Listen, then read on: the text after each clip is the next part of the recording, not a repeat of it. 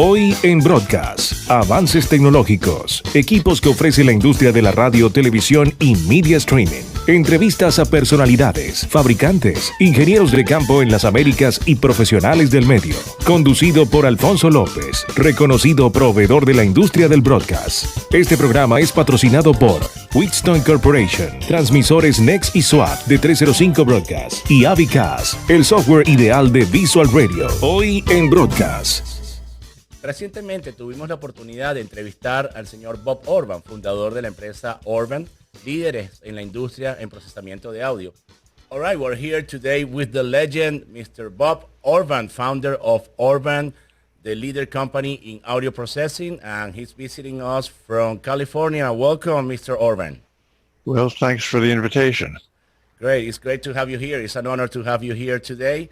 My first question to you, you are an icon in our industry. You are a reference in our industry of broadcast.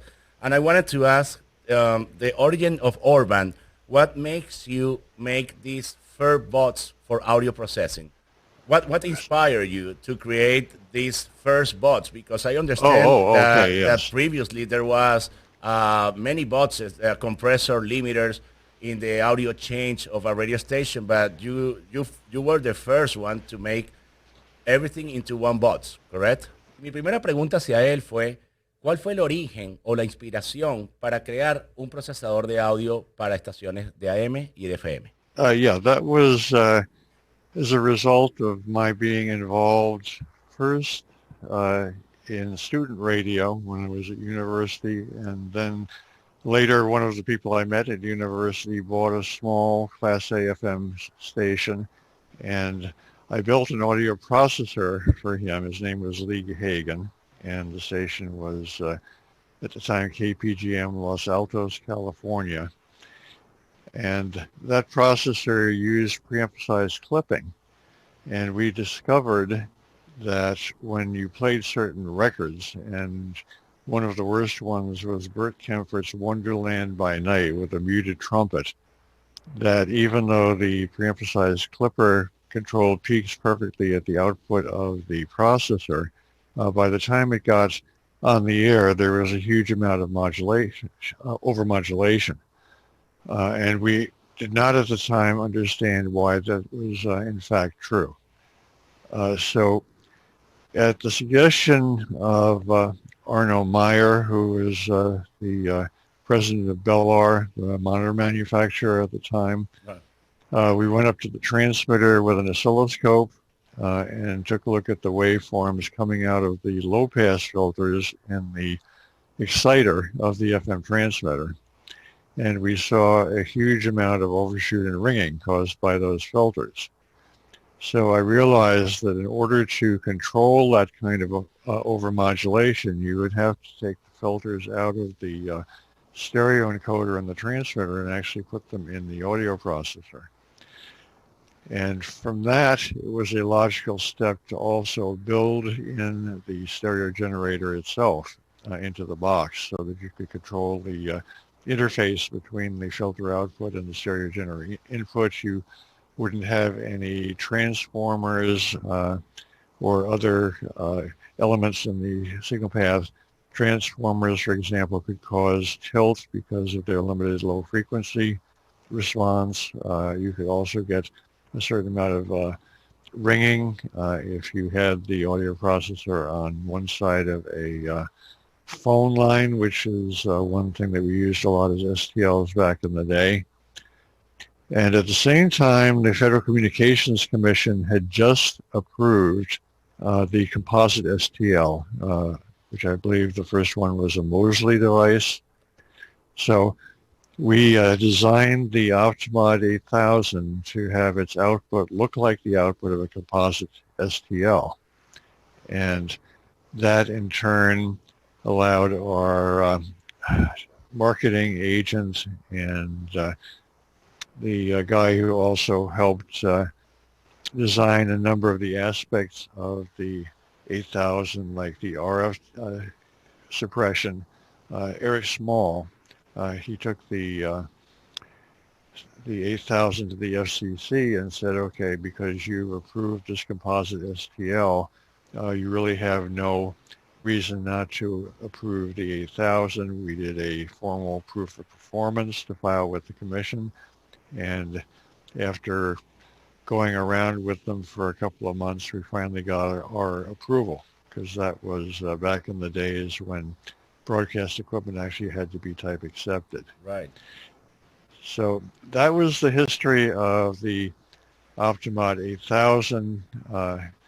As far as the audio processing went, we realized that the CBS Automaxes and Volumaxes, which were the most popular audio processors of the day, used gain control elements that had a relatively high amount of distortion, perhaps in the order of 1% total harmonic distortion.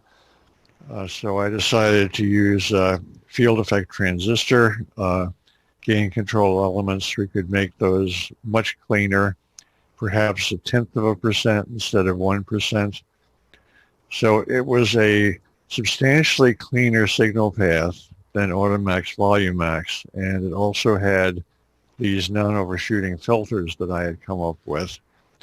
So the combination got you about 3 dB louder than the existing technology, because we got rid of the overshoot and ringing, and at the same time the sound was substantially cleaner. A lo largo de los años, el procesamiento del audio ha evolucionado. Hoy tuve la oportunidad de entrevistar al ingeniero Bob Orban, fundador de la empresa Orban, muy reconocida en nuestra industria del broadcast, como líderes en procesamiento de audio. Mi pregunta hacia él fue cuáles son los retos que existen hoy en la cadena de audio que se deben desafiar para poder mejorar el audio. ¿Ya está todo hecho el trabajo o todavía queda mucho por hacer? What are the challenges to date in audio processing with all these codecs algorithms? What else do we have as a challenge to date in the broadcast industry for audio processing? Or have we done the whole job? Is the job complete for audio processing, or there's more to do? I think that you can never fully anticipate the future, and new ideas are always going to occur to people who are heavily into the field. I think the field has gotten reasonably mature. The audio processors of today are well matched to the transmission channels, whether it's AM, FM, or streaming today, where you have these low bitrate codecs. The peak limiter requirements are quite different for the codecs than they are for analog AM and FM.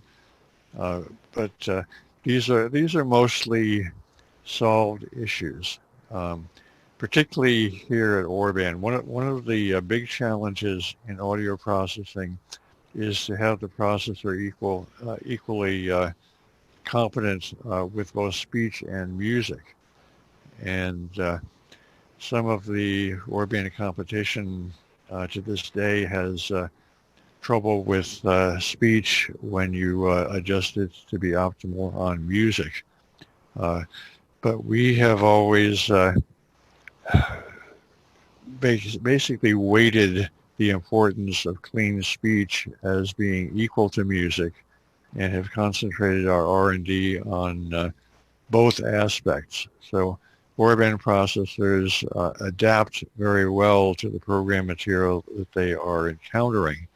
And in addition, we have a speech music detector in all of the modern Orban processors, but this is sort of a secondary feature because the processing is sophisticated enough to handle speech and music really without needing the speech music detector. One way that it does this is with our MX limiter technology. This uses a psychoacoustic model of the distortion produced by the peak limiter. In a certain sense, it's quite similar to a codec, like an MP3 codec, that senses the amount of distortion in the case of MP3, it's caused by the throwing away a lot of the audio information. And in the case of the MX limiter, it's caused by the peak limiting processor. So we take various actions based on the amount of distortion that otherwise would be caused by the peak limiter, so that we manage to get the peak limiter to adapt well to speech and music because of this perceptual psychoacoustic model that's built into the peak limiter. ¿Cuál es su legacy? ¿Cuál es la herencia que él quiere dejar en la industria? Mr. Orban, your last name is one of the best recognized brands in the market. Orban. Orban is an institution. But what do you want to be remembered as? What do you want to be your legacy remembered as? Well, I'm not sure that I've thought too much about my legacy. I think that it's more enjoyable to live in the moment, to be as creative as one can. I hope that my legacy will be a series of audio processing products. But at the same time, I'm also a musician, and I've done a lot of recording, songwriting, producing other people over the years.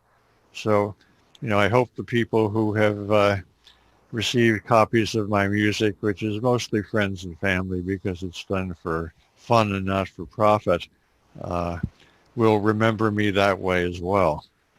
Amazing. Great. I didn't know that about you, and it's an honor that you shared that with us here today.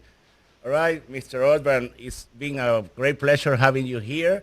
And I know you have a very important event next November 23rd, where you're going to be responding to questions of many top engineers in the industry. So we will have in the screen the invitation, the link, and the exact time for November 23, where you can ask everything to Bob Orban. Once again, Mr. Bob, thank you for having you here, and I hope to see you in the next NAB show. Well, my pleasure, and I hope the next NAB show will occur as scheduled. Exactly. We all want that. All right, that was Bob Orban from Orban in California. Thank you. Goodbye. Thank you. Bye. Si quieres participar en nuestro próximo show, tienes alguna propuesta de tema a tratar, quieres compartir alguna experiencia, envíanos un mensaje vía mail a nuestro correo al aire@hoyenbroadcast.com.